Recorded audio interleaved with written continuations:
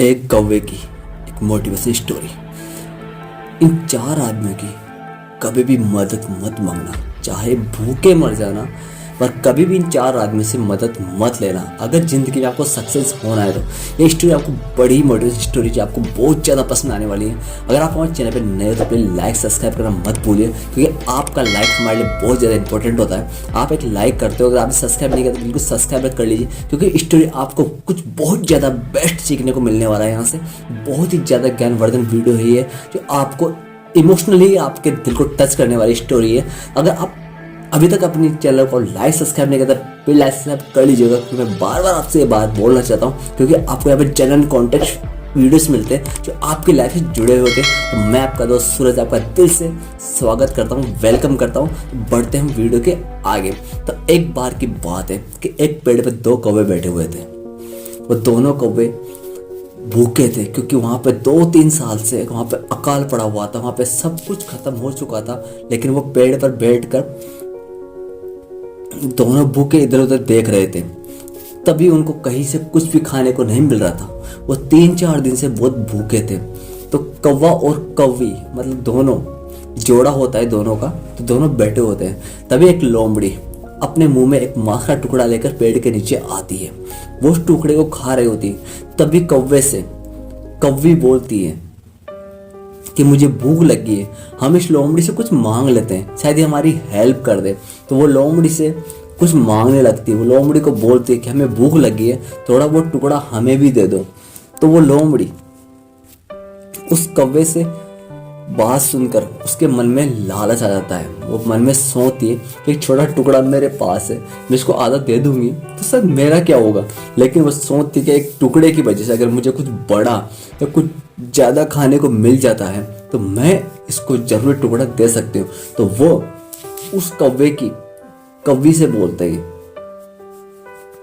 जोड़े में दोनों कौवा और कौवी होती है, जो कागली बोलते हैं अपनी भाषा में, जो कागली होती है उससे बोलती है कि हाँ मैं तुम्हें कुछ खाने देता हूँ, आके तुम ले जाओ। जैसे वो जाने लगती है, कौवा उसे रोक लेता है और बोलता है तुम क्या कर रही हो, तुम भूल रही हो कि वो अपनी दुश्मन है, वो किसी को बख्शेगी नहीं, कि वो लोमड़ी बड़ी चालाक होती है, वो तुम्हें टुकड़ा नहीं देगी, अगर तुम जाओगे तुम्हें जिंदा ही चबा जाएगी। वो बातें सुनकर बोलती है कि लोमड़ी ने बोला है कि हमें दे दूंगी, लेकिन कौवा उसे मना कर देता है। कौवा उसे बोलता है कि यह गलती एक बार एक हंस और एक हंसनी ने भी की थी, उसकी सजा आज दिन तक आपको पता नहीं है। मैं आपको बताता हूँ कि आखिर ऐसा क्या हुआ था। तो वो हंसनी और हंस एक पेड़ की एक कोक में रहते थे और दूसरी कोक में एक सर्प रहता था, एक नाग रहता था। तो वो जब भी अपने बच्चों को जन्म देती थी, वो नाग उन बच्चों को खा जाता था। लेकिन हंसनी उस नाग का कुछ नहीं बिगाड़ सकती थी। वो बार बार कोशिश करती रही, लेकिन वो कभी भी चाहकर भी उस नाग का कुछ भी नहीं बिगाड़ सकती थी। उसे पता था कि अगर हम इसके साथ कुछ किया तो वो हमें भी मार डालेगा। लेकिन वो हमेशा अपने बच्चों को जन्म देती और वो नाग आकर उसके बच्चों को खा जाता था, क्योंकि वो पेड़ की दूसरी शाखा की गुफा में रहता था। पेड़ की एक कोकले में नाग रहता था, दूसरे कोकले में एक हंसनी अपने बच्चों को जन्म देती थी। लेकिन बार बार उसके बच्चों को खाने के बाद वो बहुत ज़्यादा परेशान थी, लेकिन वो कुछ भी नहीं कर पा रही थी। बहुत दिन निकलने के बाद में एक पेड़ पे एक बुगला बैठा हुआ था। बुगला उसे बार बार बोलता है कि आखिर क्या हुआ, तुम इतने परेशान क्यों। वो बोलते हैं कि मैं कर भी क्या सकती हूँ, जब भी अपने बच्चों को जन्म देती हूँ तो ये आकर इस सांप इस गुफा में रहता है, इस बल में रहता है, इस कोक में रहता है, वो आकर मेरे बच्चों को खा जाता है, मैं कुछ भी नहीं कर सकती। तो उसने बोला कि हाँ मैं तुम्हारी मदद कर सकता हूँ, अगर तुम मेरी बात मानो तो। उसने बोला कि हाँ मैं तुम्हारी बात मानूंगा, मुझे बताओ मुझे क्या करना चाहिए। तो उसने बोला कि मेरे साथ चलो, एक पास में तालाब है जहाँ पर हम चलेंगे और वहाँ से कुछ मछलियाँ के उठा के लेके आएंगे और मछलियों को हम वहाँ से यहाँ तक बिछाते आएंगे। लेकिन उस तालाब के एक पास में एक बिल में एक नेवला वहाँ बिल में रहता था। वो नेवले को वहाँ जाता है और नेवले के बिल के पास से मछली पटकना शुरू कर देते हैं। वो आगे से आगे एक एक मछली पटकते जाते हैं, थोड़ी दूर दूसरी मछली, फिर थोड़ी दूर तीसरी मछली, फिर चौथी मछली, ऐसे करते करते मछली पटकते पटकते उस पेड़ के नीचे, उस बरगद के नीचे आ जाते हैं जहाँ पर सांप रहता था। वो सांप के बिल के सामने भी मछली डाल देते हैं। लेकिन जैसे ही नेवला बाहर बल से निकलता है, उसे मछली मिलती है, मछली खाते हैं, बोलता है आज तो बड़ी ऊपर वाले की मेहरबानी है कि मुझे आज बिना मेहनत किए खाने को कुछ कुछ मिल गया, वो आगे बढ़ता है, दूसरी मछली मिल जाती है, फिर वो आगे बढ़ता है और तीसरी मछली मिल जाती है। उसको बड़ा इंटरेस्ट लग रहा था कि आज तो ऊपर वाले की बड़ी मेहरबानी हो गई कि हमें एक मछली पे मछली खाने पे खाना मिलता जा रहा है। ऐसे वो खाता खाता उस बिल के पास पहुंच जाता है, जिस बिल के अंदर एक सर्प रहता था। लेकिन जैसे वो बिल के पास पहुंचता है तो वो उस मछली को खाने के बाद बोलता है कि आखिर मैं इस बिल तक आ गया, तो हो सकता है इस बिल के अंदर और भी कुछ खाने के लिए हो, और भी कुछ हो, तो मुझे बिल में जाके देखना चाहिए।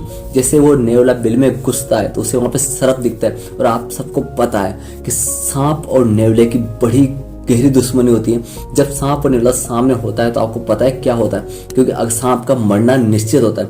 और नेवला और सांप दोनों बिल के अंदर एक दूसरे से लड़ते झगड़ते रहते हैं। खून से भंडा हुआ देखकर हंस और हंसी बड़े ही खुश होते हैं। वो सोचते हैं कि क्या बात है, आखिर इस नेवले ने सांप का खेल खत्म कर दिया है। वो बड़े खुश दिल से धन्यवाद देते हैं। और नेवला उनकी बातें सुनकर बोलता है, अच्छा तो ये तुम्हारा प्रोग्राम था, या कि तुमने ही ऐसा प्लान किया था कि मेरे हाथ तुमने मेरे अपने दुश्मन को मिटा दिया।